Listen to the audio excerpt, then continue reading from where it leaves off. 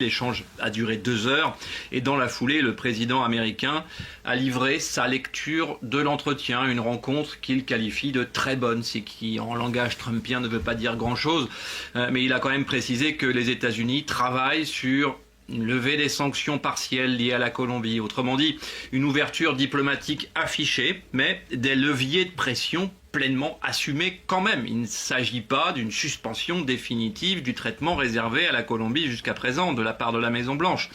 Dans la même séquence, Donald Trump explique également que Washington travaille à une possible levée de sanctions, mais une formulation volontairement ambiguë. Côté colombien, le message est assez différent. Gustavo Petro parle, lui, d'une rencontre positive, vous l'avez dit, après une période de rupture et de forte tension, on s'en souvient, entre les deux dirigeants.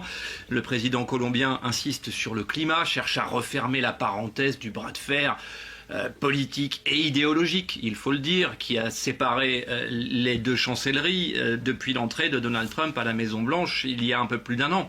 C'est vrai que Donald Trump a mis en scène la fermeté américaine, c'est globalement sa politique en Amérique latine en général. On repense évidemment au Venezuela, et puis ces sanctions d'un côté et des gestes d'ouverture de l'autre. Gustavo Petro revendique donc une forme de normalisation, mais c'est aussi une manière pour lui de l'appeler de ses voeux, cette normalisation.